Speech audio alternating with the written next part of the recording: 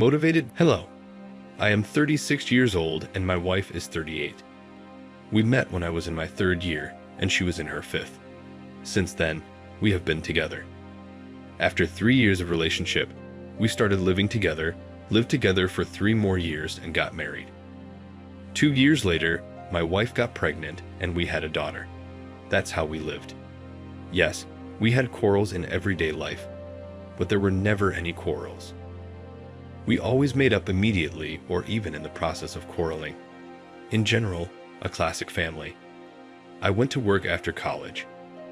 Then I got another one and started climbing up the career ladder. In the end, I got a 4-room apartment. We made a decent renovation there and moved in. By the way, my wife also went to work after maternity leave and everything worked out well for her. She got a good job, started earning decent money, and the sum added up to my salary was pretty decent. In general, over time, we got everything. We also bought an apartment for our daughter, so to speak, to grow up. We bought expensive cars and, as they say, a house with a full house. I loved my wife, never cheated on her, and I don't drink. Well, in the sense that I don't drink. I can drink on occasion, but I don't get drunk or have a glass of wine at dinner. Until recently, I smoked. We always planned vacations together. I have developed hobbies such as diving and mountain skiing. My wife refused to go scuba diving on the grounds that she was afraid, but she did take up skiing. That's how we generally lived, planning vacations, earning money, and spending it at her pleasure. My wife's job was connected to foreign business. She had a lot of colleagues from abroad to negotiate and so on. And then a little over a year ago, I began to notice that when these colleagues fly in, my wife stays much longer than she did years before. But I didn't pay much attention to it, although it did catch his attention. In the evening before going to bed, my wife started to receive some messages on Telegram or WhatsApp, and I noticed one peculiarity. When the colleagues flew in from abroad, the messages did not come in the evenings. A couple of times, when she fell asleep, I checked my phone, but all the messages were cleaned up. For example, I definitely spotted the phone beeping at 11:10 p.m. after she fell asleep. I check her phone and see no messages after 7 p.m., not in any of the chats. And then came the moment when the worm of suspicion finally settled in me. When once she came in late again, at 10 p.m., and I foolishly joked. So she saw her lover off. Such frightened eyes I had never seen her. But she, seeing that I was smiling, immediately smiled too, and looked away, saying that I was a fool. On top of everything else, she also sometimes flew abroad to colleagues on a return visit. And then one day, when the worm has completely nibbled me, I could not stand it and put the spy program on her phone. Allowing literally 30 minutes in the office, a recording appears. I listen and realize that she is in the room with a man, speaking in English, but I understand everything.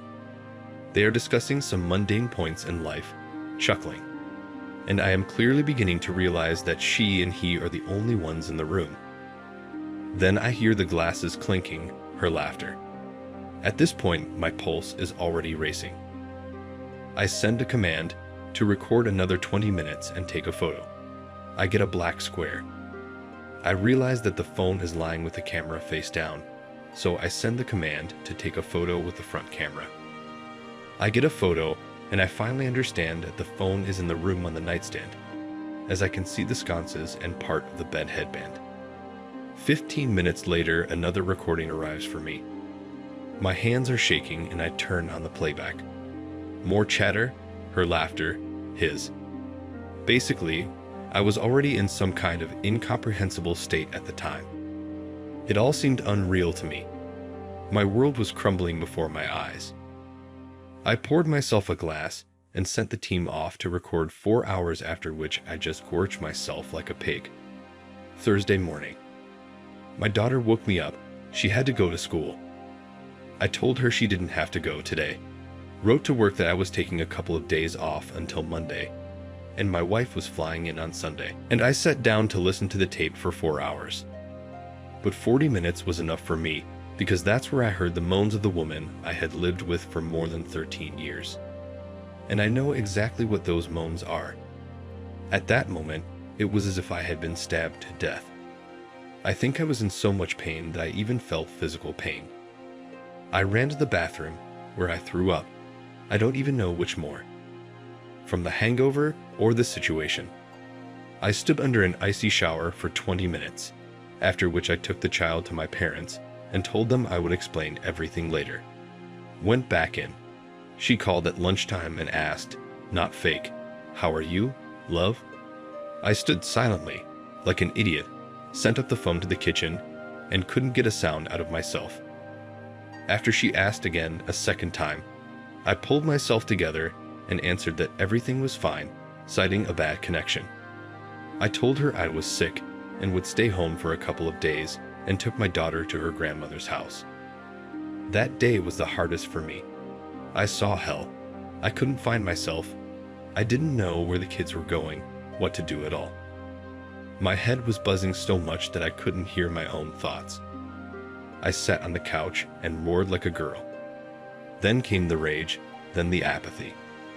But the more I let my emotions out, the easier it got.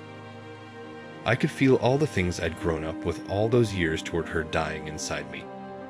By the end of the day, I was almost emotionally dead, and in the evening, I went back into my personal office and started sending commands to my phone. Pictures were coming to me, then from my bag, then from my desk. Tapes were coming in that I could hear that she was somewhere in the restaurant.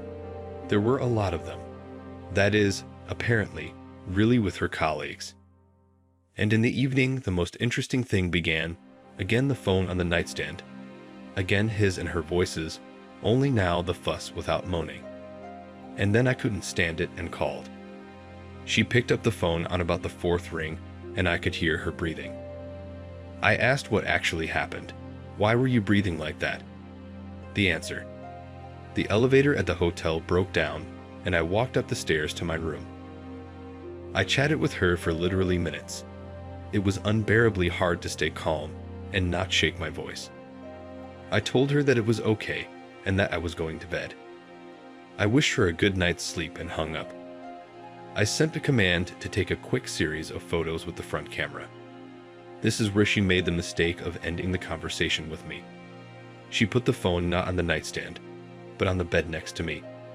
The front camera began to send a slightly crooked, but generally clear photo of half of her body, with a bottom-up view of her sitting naked in a riding position on another body, tucked in her head.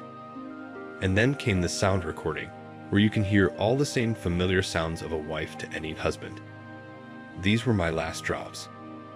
I kept those recordings and materials, though for some reason she was already a complete stranger at this point. In the end, I didn't try to figure anything else out until Sunday, since everything was already clear.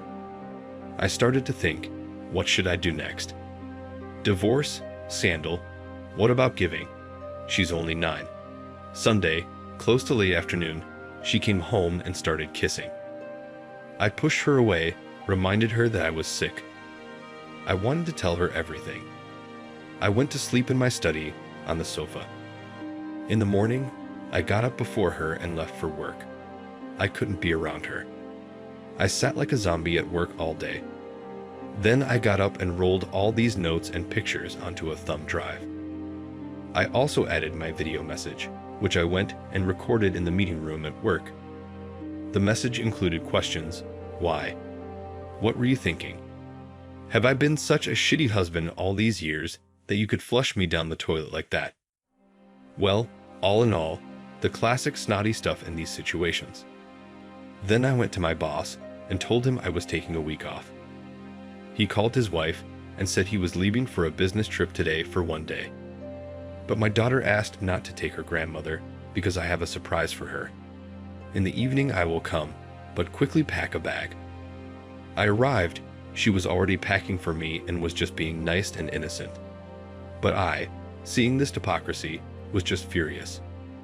I grabbed my bag, threw the flash drive on the nightstand in the bedroom, and secretly took a cab to the second apartment. The one for my daughter, it was empty. From there, I called a friend and asked if he wanted to go away for a few days, somewhere abroad. He agreed. We booked our tickets in the evening and flew to Munich early in the morning. There I told him everything. We drank, walked around, and of course with women. Honestly, I no longer felt like I owed anything to my wife. I didn't answer my wife's calls, only wrote that there was a flash drive on the nightstand in the bedroom, and I wanted her to put it in the laptop. After about half an hour, my phone turned red with calls and messages, but I didn't even want to read anything. I just didn't care anymore. I turned it off. We ended up walking around Munich for 3 more days. On Saturday, I flew home. Upon arrival, I turned on my cell phone and it weighed for about 5 minutes, trying to digest the number of messages she had sent me. I didn't read them so I wouldn't suddenly wind myself up before entering the apartment. When I entered the apartment, there was silence. I silently put it in my bag, got undressed, and got ready to go wash my hands. As she came out of the bedroom, God, I had never seen her so down and disheveled. There was no face on her. She threw herself on her knees and started to explain something to me, unintelligible, through snot and tears. I made a stone face and asked her not to start a circus, and then asked her in a calm tone what we were going to do. She begged me to forgive her. She started crying and sobbing again, saying that she was playing around, that she didn't understand when we were going through this. She started calling herself a scumbag, and so on and so forth. But you know, I caught myself thinking that I no longer felt pity or rage for her.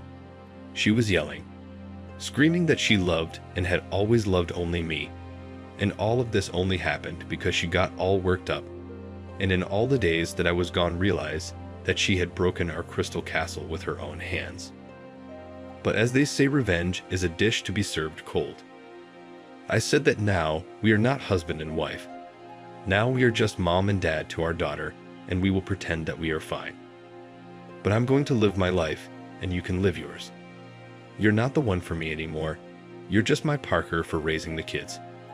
Maybe someday I'll change my mind, but right now, I just get groggy just at the thought of being intimate with her. By the way, I told her where I was and what I was doing, and she said she understood and was only willing to tolerate as long as it took. Well, no one pulled her tongue. As a result, we now live in one apartment, though honestly, I bought another one for myself and registered it in my father's name, so there would be no claims in case of division of property. I sleep almost constantly in the study, although sometimes, for the sight of his daughter, go to sleep in the bedroom. My wife made a few attempts to hug me when I was lying in the same bed with her, but I firmly nipped them in the bud. We hadn't been intimate for 6 months. She hasn't said anything to her parents, only my father knows. It was agreed that once a year we would go on like a family vacation, for a week, but now it would be separate beds. I get to hang out with friends all the time, and I bought myself a motorcycle again, although I sold it for real to my wife when I still respected her opinion. I've already gone scuba diving in the summer and in the mountains with friends in December. I've made new acquaintances among them. There are some beautiful women too. I quit smoking. I joined a gym and lost a whole 10 kilos. I sometimes wonder when she'll come over and say she's had enough and leave or like file for divorce, but she doesn't. I catch her looking at me all the time, but I honestly don't care anymore. Even though I can see that she's trying, I'm killed by her pain. Recently, I defiantly put a stack of condoms on the desk in my office to see her reaction. She came in to say something, and when she saw them on the desk, she took a bullet out of the office. Probably crying, I didn't catch up. She still goes to work, but she really doesn't stay late anymore. Although honestly, I do not follow practically. Somehow she came up and tried to explain to me that she had broken off all relations with that man except business ones. And kind of like for work, she still has to communicate with him and letters or negotiations. But she nagged that she doesn't even go near him now. The freak, by the way, has a family too. To which I said that her relationship with her sexual partners is none of my business, and she's free to do what she wants. I myself now sometimes come home at midnight or leave when my daughter goes to bed. Nothing has changed in the household routine. I still buy groceries, cook. I love and know how to do. We had Horka on a housekeeper coming in. I still pay the rent. Where she spends her money and whether she spends her money, I don't care. What kind of loving communication we have with each other is only for the daughter. Or her parents, if they come. Although I think if I told my mother-in-law, she would probably strangle her right in front of me. I have a great relationship with my mother-in-law. She is an intelligent woman and strictly honors family values. That's probably another reason why my wife doesn't want to leave. Apparently, she's afraid of her mother. Because Mom will definitely ask what the hell is going on. And I'm not gonna lie. The only thing is, I'm sending her personal requests now. Motivated by the fact that I should have picked a lover from the same country and city, and then she would have an assistant, not a 5-hour flight away.